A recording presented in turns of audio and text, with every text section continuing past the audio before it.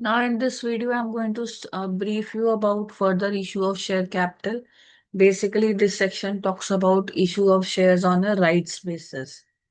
So, अगर कोई भी कंपनी है जिसके पास शेयर कैपिटल है और वो प्रपोज करती है to increase its subscribed capital by the issue of further shares, तो subscribed capital which is a part of the issued capital अगर वो बढ़ाना चाह रही है by issue of further shares, तो वो शेयर किनको ऑफर करेगी? पहले वो ऑफर करेगी उन पर्सन्स को जो ऑलरेडी होल्डर्स हैं equity shares of the company के, और उसी प्रपोर्शन में करेंगी जिस प्रपोर्शन में सर्कमस्टेंसेस एडमिट कर पाए, जिस प्रपोर्शन में उनका एग्जिस्टिंग कैपिटल चल रहा है to the total capital.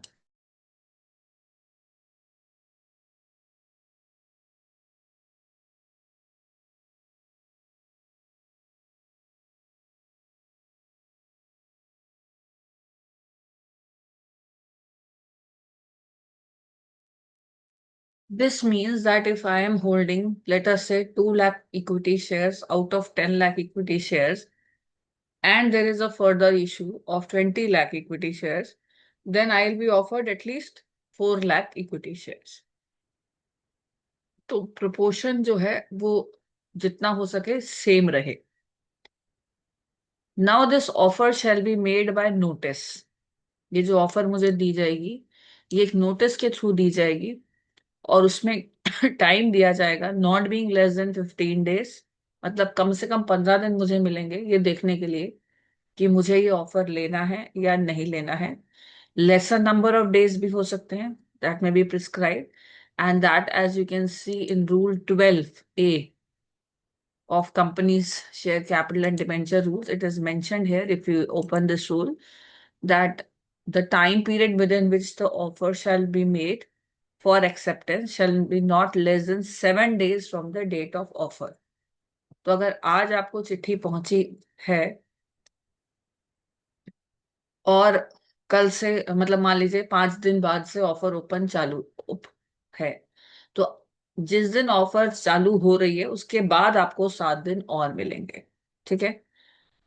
Usually क्या अभी हम पढ़ेंगे कि ऑफर से मिनिमम 3 दिन पहले मेरे पास लेटर आ जाना चाहिए मिनिमम। तो मैंने अपने एग्जाम्पल में उसको बढ़ाकर 5 दिन कर दिया, क्योंकि मैक्सिमम आप कितने भी दिन पहले कर सकते हो, आप 1 महीना पहले भी किसी को राइट्स इशू को ऑफर भेज देते हो। मान लेते हैं कि 5 दिन पहले, ऑफर खुलने से 5 दिन पहले मेरे पास चिट्ठी आ गई है और मुझे ये राइट्स इशू का एक ऑफर आया है। जब ये राइट्स इशू का ऑफर मेरे पास आया, उसके बाद से मिनिमम 7 दिन का टाइम मुझे मिलेगा, क्योंकि ये रूल्स में बोला गया है। एक्ट तो 15 दिन बोल रहा था, बट रूल्स में उसको 7 दिन कर दिया, मेनली बिकॉज लिस्टेड कंपनीज में भी मिनिमम 7 दिन का रखा हुआ है सेबी ने। और मैक्सिमम जो है 30 डेज, यानी मैक्स टू मैक्स 30 डेज में मुझे ऑप्शन एक्सरसाइज करना होगा, या तो एक्सेप्ट करूंगी ऑफर या डिक्लाइन करूंगी। ठीक है। नाउ अगर आर्टिकल्स प्रोवाइड करें तो अलग बात है, अदरवाइज इस ऑफर में जिसको भी आप दे रहे हैं ये ऑफर, उसके पास एक राइट टू रिनाउंस भी होगा। ठीक है। He will have a right to renounce the shares जो कि उसको दिए गए हैं, और अगर जॉइंट होल्डर्स है तो उनको दिए गए हैं। किसी भी और पर्सन के फेवर में वो रिनाउंस कर सकता है। मतलब मान लीजिए मुझे वो ऑफर मिला, मुझे नहीं लेने शेयर, तो मैं बोल सकती हूँ ओके मिस्टर ए, जो उनको मैं जानती हूँ, आप उनको दे दीजिए। और ये बात नोटिस में क्लियरली मेंशन्ड होगी कि आपके पास ये राइट है। So you can read this point number 2 also.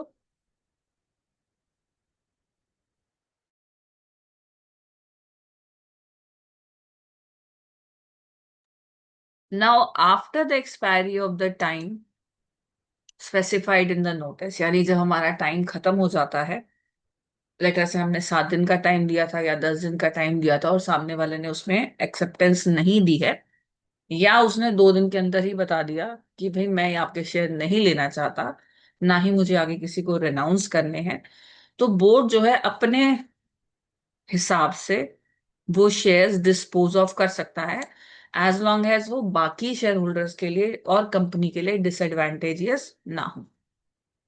ठीक है। अब वो डिस्पोज ऑफ करने का मतलब क्या है कि वो आगे किसी और को देंगे। जो मेरे एग्जिस्टिंग शेयर होल्डर्स हैं उन्होंने नहीं लिया, तो या तो मैं नए शेयर होल्डर्स को दूंगी या एम्प्लॉयज को दूंगी। अगर एम्प्लॉयज को देते हैं तो आप देखेंगे पॉइंट नंबर बी में यहाँ लिखा है, to the employees under a scheme of ESOP. Employees को देंगे तो एसॉप की स्कीम बनेगी और उसमें स्पेशल रेजोल्यूशन पास होगा, और बाकी जो रूल्स एंड रेगुलेशंस हैं एसॉप के वो हमें फॉलो करने होंगे। These will follow after this section. Then इसके अलावा हम और किसको दे सकते हैं, टू एनी पर्सन जिनको हम एक स्पेशल रेजोल्यूशन से ऑथराइज करेंगे, चाहे वो ए और बी वाले लोग जो हमने ऊपर ए क्लॉज और बी क्लॉज वाले पढ़े, यानी जो एग्जिस्टिंग शेयर होल्डर्स वाले हैं या नहीं, या हमारे एम्प्लॉयज हैं या नहीं, इधर वेज ए और बी में देखेंगे ना आप, एग्जिस्टिंग शेयर होल्डर्स ए में हैं और बी एम्प्लॉयज में हैं, तो चाहे जिन जिन लोगों को मैं अब ऑफर कर रही हूँ वो इन दोनों कैटेगरीज के हैं या नहीं, यानी उसके अलावा भी कोई है, प्रोवाइडेड मैंने एक स्पेशल रेजोल्यूशन पास करा लिया है, और ये जो मैं इशू कर रही हूँ इन लोगों को, अब जो इशू कर रही हूँ ये कैश के लिए भी हो सकते हैं, कंसिडरेशन अदर देन कैश के लिए भी हो सकते हैं, प्रोवाइडेड जो प्राइस है मेरा वो एक वैल्यूअर के रिपोर्ट के थ्रू डिटरमिन हुआ हो, और अदर कंडीशंस जो कि हम पढ़ेंगे प्रेफरेंशियल अलॉटमेंट से रिलेटेड, वो आपकी कंप्लाई हों। ठीक है, तो ये प्रेफरेंशियल अलॉटमेंट जब हम पढ़ेंगे तो उस पर थोड़ा और ध्यान देंगे, ये जो एज में प्रिस्क्राइब्ड है, तो यानी बोर्ड जो है इस तरीके से उनको इशू कर सकती है। ठीक है, just within 2 minutes we will do this, or maybe in the next recording I will put that. अभी पहले इसको खत्म कर लेते हैं। नोटिस जो आप भेज रहे हैं रजिस्टर्ड फोर्स के थ्रू जाएगा, या स्पीड पोस्ट के थ्रू जाएगा, या इलेक्ट्रॉनिक मोड या कुरियर के थ्रू, या किसी भी और मोड से जा सकता है जिसकी आप प्रूफ ऑफ डिलीवरी रख पाए to the existing share holders, and at least 3 days before the opening of the issue जाएगा। ठीक है, यानी कि अगर आपका इशू खुलना है आज, तो आज से मिनिमम 3 days पहले नोटिस पहुंच जाएगा। मोड ऑफ ट्रांसमिशन उसका registered post, speed post, electronic mode या कुरियर वगैरह रह सकता है, या कोई भी और मोड जिससे आप प्रूफ रख सकें कि हाँ आपने डिलीवर करा है। इसका ध्यान दीजिएगा, जो इसमें ये जो हम डेज कोई भी बोलते हैं, खासतौर पे जो 15 days का ऑफर खुले रहने की बात है, तो जब हम ऐप के पॉइंट ऑफ व्यू से बोलते हैं और रूल्स के पॉइंट ऑफ व्यू से 7 days बोलते हैं, तो वो क्लियर डेज होने चाहिए। यानी कि जो डेट ऑफ रिसीट है एंड डेट ऑफ डिस्पैच है ऑफ नोटिस, उसको हम यूजुअली एक्सक्लूड करते हैं। ठीक है, वो आपको याद रखना है। एंड प्राइवेट कंपनीज के केसेस में आप देखेंगे कि एक नोटिफिकेशन है, ठीक है, उसमें इनको with the help of this notification उन लोगों को, ये देखिए, एक एग्जेम्पशन है, और ये एग्जेम्पशन आप देखिए 21A1। ठीक है, 21A1 के अंडर ये वाला जो हमने बोला ना, not less then 15 days, and rules जो कहता है 7 days और 30 days, इस केस में प्राइवेट कंपनी को एक रिलैक्सेशन दी गई है कि अगर 90% ऑफ द मेंबर्स कंसेंट दे रहे हैं राइटिंग में या इलेक्ट्रॉनिक मोड में, तो आपका जो पीरियड है वो 7 दिन से कम भी हो सकता है, यानी अकॉर्डिंगली वो क्लॉज अप्लाई करेगा। बिकॉज प्राइवेट कंपनी में क्या होगा, हम 3-4 लोग ही होंगे, हमने सोचा कि चलो फर्दर इशू करते हैं, तो फर्दर इशू हमें पता है कानून बोलता है कि एग्जिस्टिंग शेयर होल्डर को करने हैं, एग्जिस्टिंग शेयर होल्डर हम ही हैं, तो हम 4-5 लोग अगर 7 दिन से कम टाइम में ये डिसाइड कर लेना चाहते हैं कि हमें शेयर्स चाहिए, क्योंकि यूजुअली हमने खुद को ही ऑफर करने के लिए या पैसे लाने के लिए खुद ही लाने हैं, हमने खुद ही ऑफर करने हैं, तो we don't need that much of time, so therefore this relaxation is given. Also for 62(1)(b, in case of private company the words ordinary resolution shall be specified। तो यहां पर जब हम डिस्पोज ऑफ करने की बात कर रहे थे, ठीक है, जब हम डिस्पोज ऑफ करने की बात कर रहे थे टू एम्प्लॉयज, ये वाला, तो यहां पर बी पॉइंट में स्पेशल रेजोल्यूशन की जगह ऑर्डिनरी रेजोल्यूशन आ जाएगा। मैं यहां से एक बार दोबारा पढ़ रही हूँ, ये देखिए, in case of private company in clause B of subsection 1 of 62, the word special resolution, the words ordinary resolution shall be specified। This therefore if I go for 62(1)(b, ये 62 है, ये 1 है, और ये आपका बी है। ठीक है, तो यहां पर आपका ये ऑर्डिनरी रेजोल्यूशन से चला जाएगा। एक और मॉडिफिकेशन नीचे है, देख लीजिए वो भी साथ के साथ। निधि कंपनी में सेक्शन 62 लागू नहीं होता है। And in case of IFSC public company आपका क्या प्रोवाइजो रहेगा, that in case of specified IFSC public company the periods lesser than those specified, sorry for this click.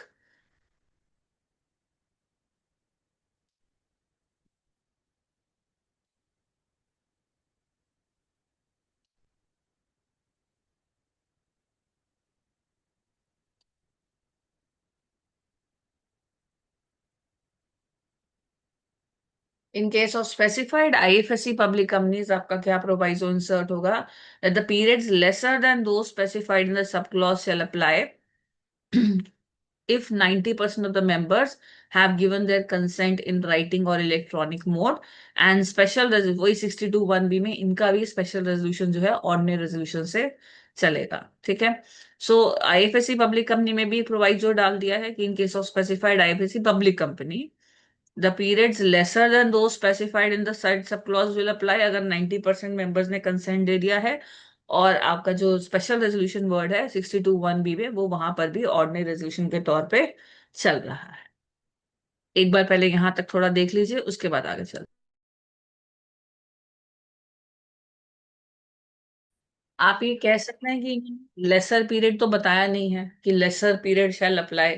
तो वो जो इनकी कंसेंट होगी ना, जो वो राइटिंग में देंगे या इलेक्ट्रॉनिक मोड से देंगे, तो उसी में लिख देंगे कि भाई हम ये मान के चल रहे हैं कि हमने एक ही दिन में इसकी कंसेंट दे देनी है अगर इसको वैलिड करना है। ठीक है। तो वो कंपनी टू कंपनी डिपेंड करेगा, कोई एक दिन बोलेगा, कोई 2 दिन बोलेगा, जो भी उनको बोलना है वो अपने अप्रूवल में, जो शेयर होल्डर्स अप्रूवल दे रहे हैं वो उसी में रहे। एक चीज और ध्यान दीजिएगा कि जब हम फर्दर इश्यूज कर रहे हैं मेंबर्स को और उनको राइट टू रिनाउंस भी दे रहे हैं in favour of third parties, तो बेसिकली थर्ड पार्टीज भी इन्वॉल्व हो रही है, तो क्या हमें इसके लिए कोई प्रोस्पेक्टस चाहिए?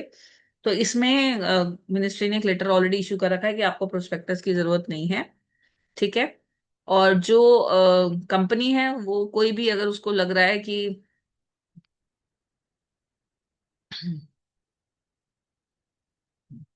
कोई भी अगर एक्ट ऐसा लग रहा है कि जहां पर ऑपरेशन हो रहा है या माइनॉरिटी शेयर होल्डर्स का को दबाया जा रहा है, तो इसमें लीगल मैटर बनेगा। क्योंकि नॉर्मली जो फर्दर शेयर्स होते हैं वो आपकी स्टैट्यूटरी रिक्वायरमेंट्स के लिए, फंडिंग रिक्वायरमेंट्स के लिए ही होते हैं। लेकिन क्योंकि डायरेक्टर्स हमेशा फिड्यूशरी पोजीशन में होते हैं, ट्रस्ट की पोजीशन है, तो अगर वो किसी भी और अल्टीरियर मोटिव से इसको लेते हैं, जैसे कि न्यू मेजोरिटी क्रिएट करनी है, कि मान लीजिए पहले तो मेरे पास 10 लाख में से 6 लाख मेरे पास थे, अब आपने 20 लाख इशू करके किसी और को ज्यादा शेयर दे दिए उसको कंट्रोलिंग शेयर होल्डर देने बनाने के लिए, ताकि डिस्टरबेंस हो जाए एग्जिस्टिंग पैटर्न में, तो ये एक ऑपरेशन का केस माना जाएगा। और मैं under the section of operation मैं उसमें केस कर सकती हूँ कि मुझे दबाने के लिए उन्होंने ये सारा कुछ प्लान करा था।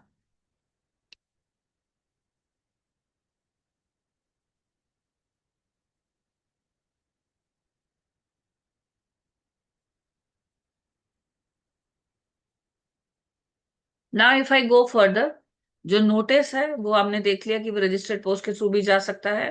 Now I am coming to subsection 3।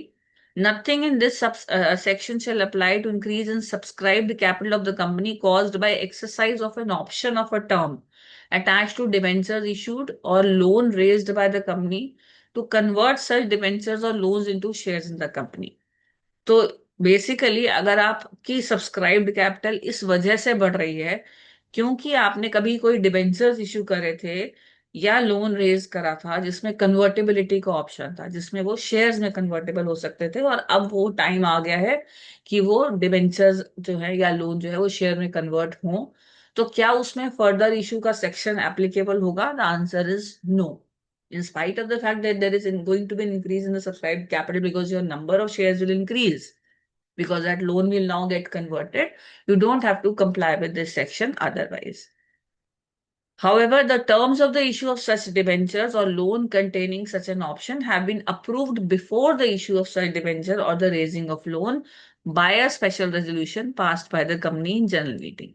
तो यहाँ पर मेन चीज क्या है कि हम जब इस लोन को डिबेंचर को कन्वर्ट कर रहे हैं और कह रहे हैं कि भाई हमें राइट्स इशू का कुछ नहीं करना है, तो ये भी हमें एक पॉइंट ध्यान में देना है कि इसका जो राइट हमने दिया था डिवेंचर होल्डर्स को या लोन होल्डर्स को कि आप शेयर्स में कन्वर्ट कर सकते हैं, ये राइट हमने जब इशू करा था तभी उनके टर्म्स ऑफ इशू में अप्रूवल मेंबर से ले लिया था। यानी जब उनके टर्म्स ऑफ इशू हमने अप्रूव कराए होंगे अपने मेंबर से कि भाई मान लीजिए हम फलाने बैंक से 10 लाख के शेयर 10 लाख का लोन ले रहे हैं, और कल को या तो वो हमसे 10 लाख ले सकता है या हमसे शेयर्स ले सकता है, और जो भी और भी टर्म्स एंड कंडीशंस हैं इंटरेस्ट की पेमेंट की वो हमने मेंबर्स के सामने रखी होंगी अप्रूवल के लिए। तो उसी टाइम हमने ये कन्वर्टेबिलिटी की ऑप्शन रखी है, बाद में इंसर्ट नहीं हुई है। ठीक है।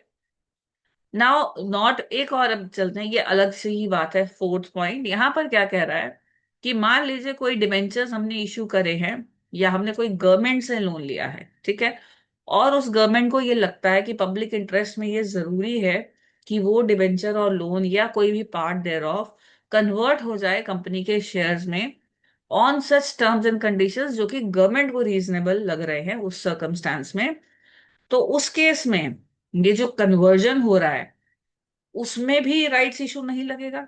लेकिन यहां देखिए कि हमने हो सकता है इनिशियली ये बात ना बोली हो, गवर्नमेंट को बाद में लगा हो। ठीक है। अगर इनिशियली कन्वर्टेबल थे तब तो कोई दिक्कत ही नहीं है, तब तो ये इस क्लॉज की भी जरूरत नहीं थी। ये क्लॉज इसीलिए डाला गया है कि अगर बाद में भी कभी गवर्नमेंट को लगता है कि जरूरी है, तो यही वो लिख रहे हैं, इवन इफ, आप लास्ट की लाइन देखिए, even if terms of the issue of such debentures और the raising of such loans do not include a term for providing of option, तब भी गवर्नमेंट बोल सकती है कि इनको कन्वर्ट करो। उस केस में एक ऑप्शन जरूर है कि अगर कंपनी को जिसने लोन लिया था मान लीजिए उसने गवर्नमेंट से लोन लिया था और आज गवर्नमेंट कह रही है भाई मैंने जो तुम्हें लोन दिया था उसके बदले में मुझे पैसा नहीं चाहिए, मुझे तुम्हारे शेयर्स चाहिए, और उसने जो भी अपनी टर्म्स एंड कंडीशंस लगा दी हैं, तो वहां पर बेसिकली एक डायरेक्शन आ गई मेरे पास। ठीक है, मुझे वो कन्वर्ट करना ही करना पड़ेगा, इवन इफ उनके टर्म्स उन टर्म्स में नहीं था ये बात जो ये पहले था, और मुझे राइट्स इशू भी नहीं कंप्लाई करना है। ठीक है ना, मतलब ये भी नहीं कि मैं इस पे कोई ऑप्शन दे दूं कि भाई एग्जिस्टिंग शेयर होल्डर्स को दे दूं, चलो गवर्नमेंट को देने से बच जाऊं। मतलब राइट्स इशू इसलिए क्योंकि क्या होगा कि मान लीजिए मेरे पास 5 शेयर होल्डर हैं, अब गवर्नमेंट भी एक शेयर होल्डर बनना चाह रही है, तो हो सकता है मैं राइट्स इशू का प्रोटेक्शन ले लूं, भाई देखो सर मुझे तो पहले एग्जिस्टिंग शेयर होल्डर को देने हैं, तो ऐसा मैं ना करूं, इसीलिए गवर्नमेंट कह रही है भाई मुझे ये शेयर इशू करो। एक बार सबसेक्शन 4 पूरा पढ़ लेते हैं ताकि मैं जो आगे पढ़ूं वो थोड़ा क्लियर हो जाए। Notwithstanding anything contained in subsection 3 when any debentures have been issued. अभी सबसेक्शन 3 को नॉट विथ स्टैंडिंग कर रहा है, यानी कहने का मतलब ये है कि अगर कभी भी लोन या डिबेंचर्स के इनिशियल उसमें टर्म्स में होता है फिर तो आराम से आप कर ही सकते हो without complying with rights issue. अगर नहीं होता तो भी आप कर सकते हो अगर वो लोन आपने गवर्नमेंट को दिया था और गवर्नमेंट को ये पब्लिक इंटरेस्ट में लग रहा है कि वो शेयर्स जो हैं उनको मिलने चाहिए, लोन शेयर्स में कन्वर्ट हो जाना चाहिए। ठीक है। इसके बाद जो प्रोवाइडेड है वो ये कह रहा है कि टर्म्स एंड कंडीशंस जो कि कंपनी को हमने ये बोली है कन्वर्जन की, गवर्नमेंट ने बोली है, मान लीजिए वो उसको एक्सेप्टेबल नहीं है, तो जिस दिन से उसको ऑर्डर मिला है उसके 60 डेज के अंदर वो ट्रिब्यूनल को अपील कर सकता है, और गवर्नमेंट जो है अकॉर्डिंगली ऑर्डर पास कर सकती है। Shall appeal to the tribunal which shall after hearing the company and the government pass such order as it deems fit. मतलब ट्रिब्यूनल जो है कंपनी की भी सुनेगा, गवर्नमेंट की भी सुनेगा, और जो उसको सही ऑर्डर लेगा वो ट्रिब्यूनल पास करेगा। In determining the terms and conditions of conversion under subsection 4, the government shall have due regard to the financial position of the company, terms of issue of debentures or loan as the case may be, rate of interest payable on such debenture or loan, and such other matters as it may consider necessary. तो जब conversion के जब हम terms and conditions देखेंगे, government जब देखेगी, जब sub section 4 में वो बोलेगी ना कि लोन को कन्वर्ट करो, तो उस टाइम वो कंपनी की फाइनेंशियल पोजीशन देखेगी, डिबेंचर के जो टर्म्स हैं, लोन के टर्म्स हैं वो देखेगी, रेट ऑफ इंटरेस्ट देखेगी, और भी पैटर्न जो उसको ठीक लगे वो देखेगी। यानी उसको आर्बिट्रेरी डिसीजन नहीं लेनी है। अगर गवर्नमेंट जो है बाय एन ऑर्डर ये डायरेक्ट करती है कि कोई भी डिबेंचर या लोन या कोई भी पार्ट देयर ऑफ कन्वर्ट किया जाएगा इनटू द शेयर्स, गवर्नमेंट ने डायरेक्शन दे दी, and no appeal has been preferred to the tribunal, tribunal को हम नहीं गए अपील के लिए, या हम गए पर उन्होंने अपील डिसमिस कर दी, तो अब हमारा क्या होगा कि वो पैसा वो जो शेयर इशू हमें करना पड़ेगा, शेयर कैपिटल बढ़ जाएगी। तो इस केस में तो authorised share capital of the company stands altered. तो हो सकता है कि जो हम इंक्रीज कर रहे हैं ये शेयर कैपिटल, उससे हमारी ऑथराइज कैपिटल भी बढ़ जाए। ठीक है। तो उस केस में क्या होगा, देखिए, the memorandum of such come where such appeal has been dismissed, the memorandum of such company shall where such order has the effect of increasing the authorize share capital of the company stand altered, and the authorized share capital of such company shall stand increased by an amount equal to the amount of value of such shares when debenture or loans or part thereof has been converted into। तो authorise capital आपकी बढ़ जाएगी और उतने ही amount से बढ़ेगी जितने amount का आपने कन्वर्जन करवाया है।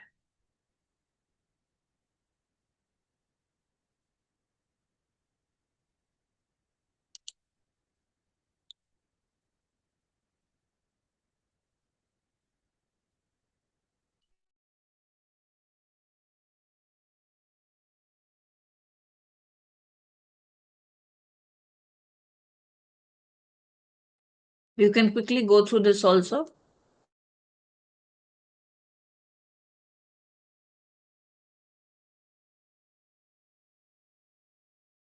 ये बेसिकली कोविड सिनेरियो में एक नोटिफिकेशन आया था, मालूम होना चाहिए बस।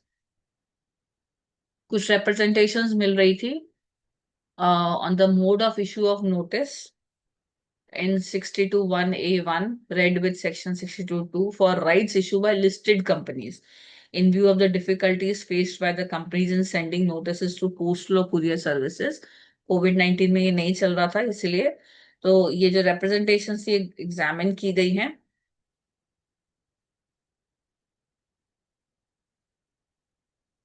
और ये क्लैरिफाई करा गया कि जो भी इशू अप टू 31 जुलाई 2020 तक ओपन हुए थे लिस्टेड कंपनी के केस में, वो कंपनीज जो कंप्लाई नहीं कर पाई, which in case of listed companies which comply with the aforesaid SEBI circular, inability to dispatch the notice to the shareholders through registered post or courier would not be viewed as a violation। तो अगर आप ये नहीं कर पा रहे हैं तो इसमें कोई दिक्कत नहीं है। देवर सेइंग कि it's okay, it's not a violation.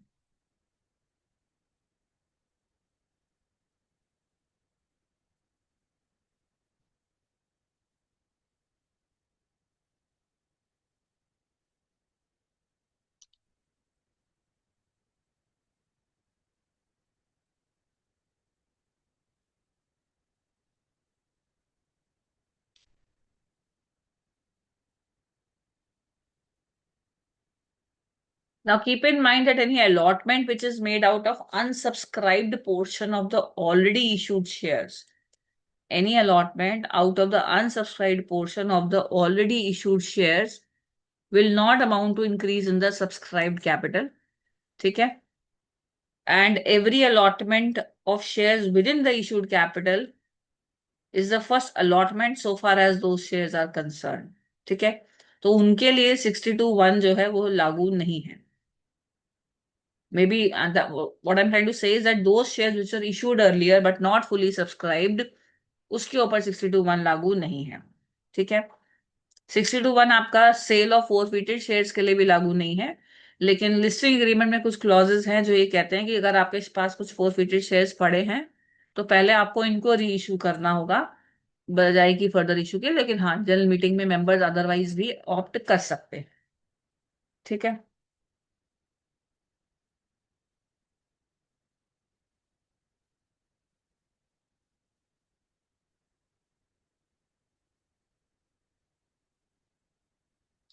Articles can restrict the right of renunciation. Please keep in mind. So unless the articles provide, then only you have the provision. Unless the articles expressly exclude this right, it will be deemed to exist। कहने का मतलब ये है, क्योंकि हमारा जो section है वो कह रहा है unless the articles provide, the offer shall be deemed to include। यानी आर्टिकल्स में ये क्लियरली लिखा होना चाहिए कि हम रेनुंसिएशन का राइट नहीं दे रहे हैं। ठीक है। If I said something earlier, please go इसी सेंस में अंडरस्टैंड कीजिए। Unless the articles expressly exclude, this right will be deemed to exist।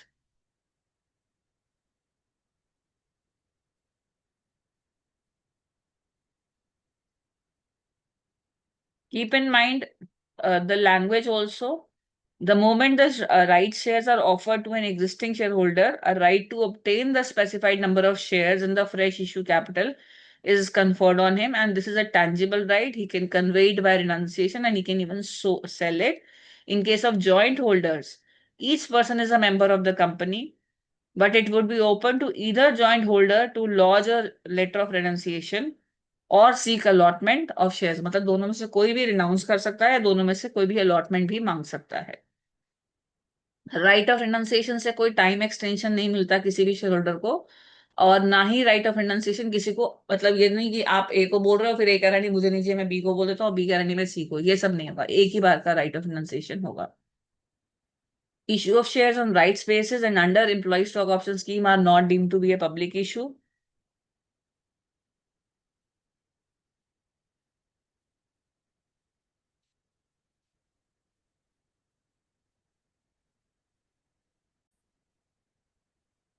इसमें यूजुअली क्वेश्चन कई बार इस तरह से आते भी हैं कि कंपनी जो है एग्जिस्टिंग शेयर होल्डर्स को नहीं देना चाह रही, तो उसके पास क्या ऑप्शन है।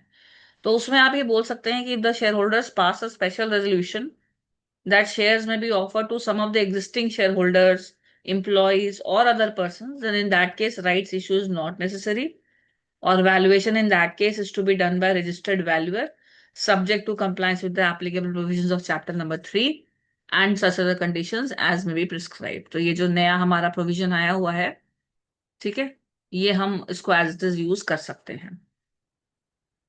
62(1)(c बेसिकली, ठीक है, 2018 से ये इंसर्ट हुआ था।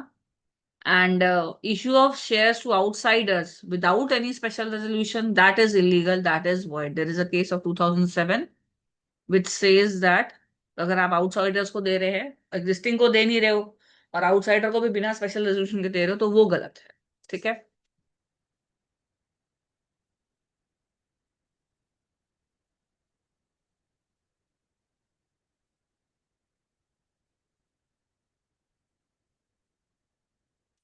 There was a case of VO John versus Catholic Syrian Bank 2009, in which special resolution was passed in general meeting कि renunciation जो है that can only be in favor of existing members। तो renunciation भी अगर आपको करना है तो existing members के फेवर में करना है, तो ये रेजोल्यूशन वैलिड माना गया था।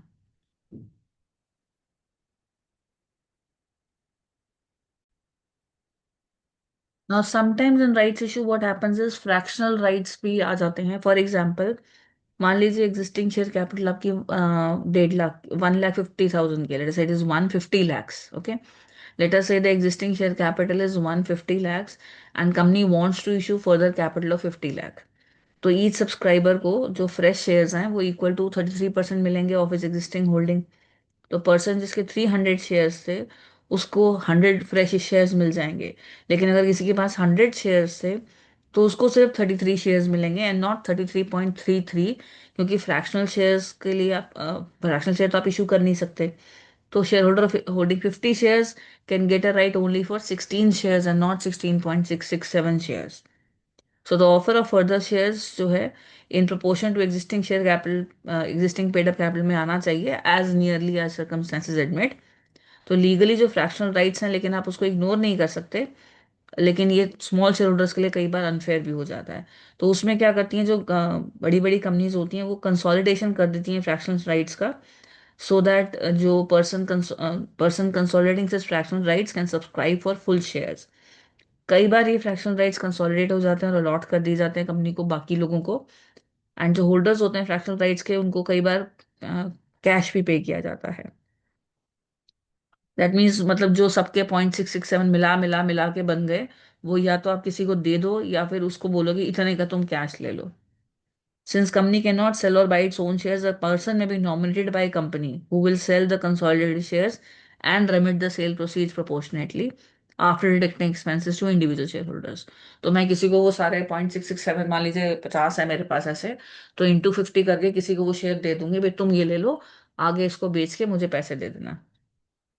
लिस्टेड कंपनीज में ये जरूरी होता है कि उनको कूपन्स इशू करने होते हैं फ्रैक्शनल सर्टिफिकेट्स के लिए, अनलेस उनकी जनरल मीटिंग में कंपनी डिसाइड करे या अनलेस स्टॉक एक्सचेंज एग्री करे, अदरवाइज ये कूपन्स बेचे भी जा सकते हैं और पर्सन कोई भी पर्सन को कंसोलिडेट करके उनके लिए भी अप्लाई कर सकता है।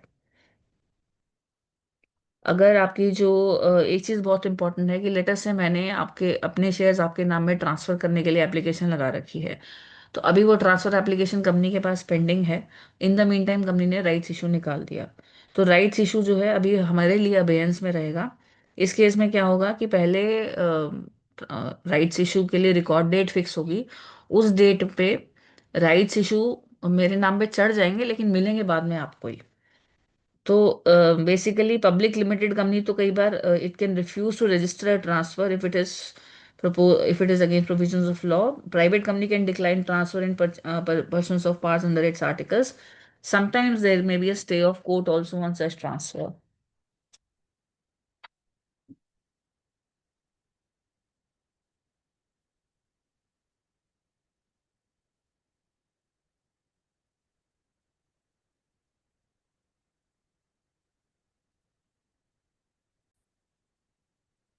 तो मान लीजिए वो अगर तो ट्रांसफर रजिस्टर होनी है तब तो वो राइट्स इशू अबेयंस में रोका जाएगा। लेकिन अगर पब्लिक कंपनी जो है ट्रांसफर नहीं करती है, जैसे मैंने कहा कभी पब्लिक कंपनी के पास राइट है ऐसा, वैसे तो वो मना कर सकती है, लेकिन सिर्फ तभी जब लीगल प्रोविजन कंप्लाई ना हो। प्राइवेट कंपनी अपने आर्टिकल्स की पावर से मना कर सकती है और कोर्ट का भी कई बार स्टे लग सकता है। तो ऐसे में क्या होगा कि अगर पब्लिक कंपनी जो है ट्रांसफर नहीं कर रही है शेयर, क्योंकि ट्रांसफर अगेंस्ट लॉ है या जो भी है, तो ये ऐसा लीगल, इस केस में क्या होगा, where any instrument of transfer of shares has been delivered to the company for registration and the transfer of such shares has not been registered by the company for any reason, the company shall keep in abeyance in relation to such shares any offer of rights shares under section 62(1)(a) and any issue of fully paid up bonus shares in persons of first proviso to section 123। तो ये abeyance में रहेंगे जब तक इनका decision ना हो जाए। अगर अदरवाइज होता है कि बिल्कुल क्लियर कट है, तो ट्रांसफर ही को मिल जाते हैं। मतलब मैंने आपको आपके नाम में शेयर ट्रांसफर के लिए रिक्वेस्ट भेजी हुई है और कंपनी ने जो है क्या बोलते हैं राइट्स इशू अनाउंस कर दिया है, तो रिकॉर्ड डेट जो उसकी फिक्स होती है, उस रिकॉर्ड डेट के हिसाब से वो देखते हैं कि भाई किसको शेयर्स मिलेंगे। And usually it is for the benefit of transfer.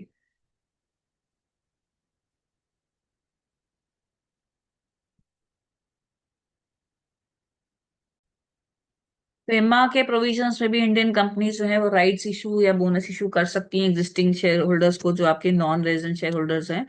लेकिन उसमें अगर कोई सेक्टोरल कैप है तो वो एडहर होनी चाहिए। और आईसीडीआर वगैरह भी फॉलो होने चाहिए अगर लिस्टेड कंपनी है।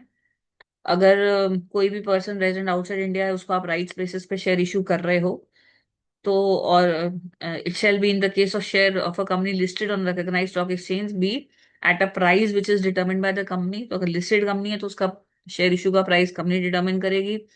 अगर shares of a company not listed on recognized stock exchange है, तो एक ऐसा price at which price which is not less than the price at which offer on right basis is made to the resident share holder. So जो जितने price आप resident को कर रहे हो उतने ही प्राइस पे आप बाहर करेंगे। And Regulation 6 of FEMA transfer or issue of securities by person resident outside India Regulations 2000 provides कि person resident outside India जो है, he must purchase equity or preference or convertible debentures offered on rights basis by an Indian company as per the specified condition। वो कर सकता है, मतलब must in the sense he may। After जब right issue हो जाता है तो एक रिपोर्ट सबमिट होती है रीजनल ऑफिस ऑफ आरबीआई के पास, FCGPR, जहाँ पर रजिस्टर्ड ऑफिस सिचुएटेड है, और ये 30 डेज के अंदर फाइल होता है। That's it for rights issue as per the section is concerned. The rules of preferential allotment and other things we'll consider in the next video. Thank you.